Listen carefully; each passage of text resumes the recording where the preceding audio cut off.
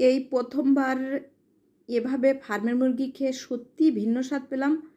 সত্যি যেদিন অনেক কাজ করে ক্লান্ত হয়ে রান্না করি সেই দিন রান্নাটা হয় জমকালো। তো বন্ধুরা দেখতেই পাচ্ছেন আমি আজ সুন্দর একটা রেসিপি নিয়ে চলে এসেছি। এটা হচ্ছে ফার্মের মুরগি কষা বা ভুনা, যেটাই বলেন না কেন। এটা একটু আমি ভিন্নভাবে রান্নাটা করেছি। তো বন্ধুরা মূল উপকরণে চলে যাই। হ্যালো ভিউয়ার্স, আসসালামু আলাইকুম। সবার উপর শান্তি বর্ষিত হোক। দেখতেই পাচ্ছেন বন্ধুরা রান্নাটার লুক কতটা সুন্দর এবং কতটা জুচি। তো আপনারা একবার হলেও এভাবে ট্রাই করবেন। দেখতে পাচ্ছেন আমি এখানে অল্প কিছু মাংস নিয়েছি।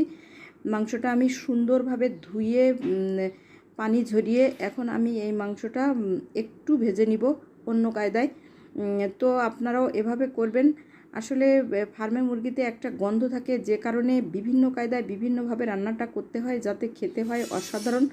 তো দেখতেই পাচ্ছেন তেলের ভিতরে আমি মাংসটা দিয়ে দিলাম। এখানে আমি লবণ হলুদ কিছুই দেব না।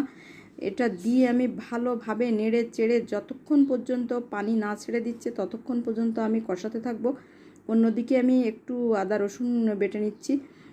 তো দেখতেই পাচ্ছেন বন্ধুরা মাংসটার থেকে পানি ছেড়ে দিয়েছে এবং তেল সব কিছু। এখন মাংসটা বেশ ছাড়া ছাড়া ভাব, একটার সাথে একটা লেগে নাই। এখন আমি এটা উঠিয়ে নিচ্ছি।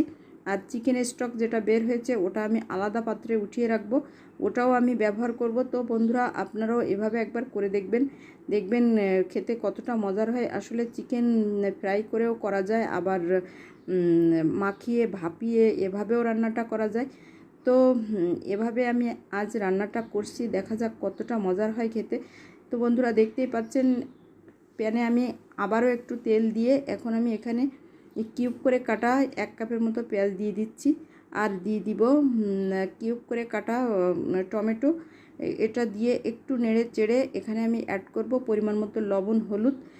এটাও দিয়ে দিলাম। দিয়ে এখন আমি এখানে বাটা মশলা দিব, ধনিয়া জিরা আদা রসুন সব কিছু একসঙ্গে আমি এই মশলাটা ভালো মতো কষিয়ে নিব।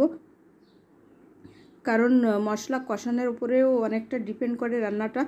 আর দেখতেই পাচ্ছেন মশলাটা কষানো হয়েছে, তবু আমি আবারও একটু ভালোভাবে নেড়ে চেড়ে এখন সেই চিকেন স্টক থেকে যেটা বের হয়েছে ওটাই দিয়ে দিব।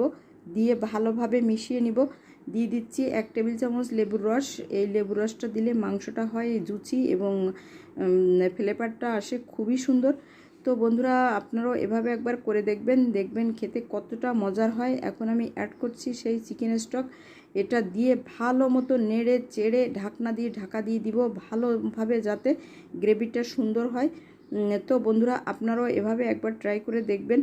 আমার রান্নার এই রেসিপিটি যদি ভালো লেগে থাকে আমাকে উৎসাহিত করবেন, বেশি বেশি শেয়ার দিবেন, এনজয় করবেন ফ্রেন্ডস ফ্যামিলিদের সাথে। তো বন্ধুরা দেখতেই পাচ্ছেন আমার গ্রেভিটা কতটা সুন্দর হয়েছে। এখন আমি এখানে অ্যাড করব মাংসগুলা দিয়ে ভালোভাবে মিশিয়ে কষিয়ে নিব। আসলে মাংসটা সুন্দর একদম ছাড়া ছাড়া খুবই সুন্দর হয়েছে। এখন আমি এটা ভালোভাবে মিশিয়ে নিচ্ছি। আপনারাও ঠিক এভাবে মিশিয়ে নেবেন এবং এভাবে একবার হলেও ট্রাই করে দেখবেন যে কতটা মজার হয় খেতে। তো এখন আমি ঢাকা দিয়ে দিলাম। ঢাকনাটা উঠাচ্ছি। দেখতেই পাচ্ছেন কতটা তেল চলে এসেছে এবং কত সুন্দরভাবে কষানো হয়েছে। এখন আমি এখানে অ্যাড করব একটা আলু কিউব করে কাটা। আপনারা চাইলে আলুটাও ভেজে নিতে পারেন, কিন্তু এ ধরনের রান্নায় আলু না ভাজলেও চলে। তো দেখতেই পাচ্ছেন আলুটা দিয়ে আমি ভালোভাবে আবারও মিশিয়ে নিচ্ছি। এভাবে ভালোভাবে মিশিয়ে এখানে আমি অ্যাড করব পানিটা দিয়ে দিব পরিমাণ মতো, কারণ ফার্মের মুরগিতে বেশি পানি লাগে না, এমনিতেই সিদ্ধ হয়ে যায়। যাই হোক আলুটা যাতে সিদ্ধ হয় তার জন্য একটু পানি দিয়ে দিলাম। এটা দিয়ে ঢাকা দিয়ে দিলাম। এখন আমি এখানে অ্যাড করব গরম মশলা। বন্ধুরা আমার রান্নাটা প্রায় শেষ হয়ে এসেছে। আপনারা অবশ্যই আমাকে একটু উৎসাহিত করবেন। আজ এ পর্যন্ত, নেক্সট কোনো ভিডিওয়ে দেখা হচ্ছে। আল্লাহ হাফেজ।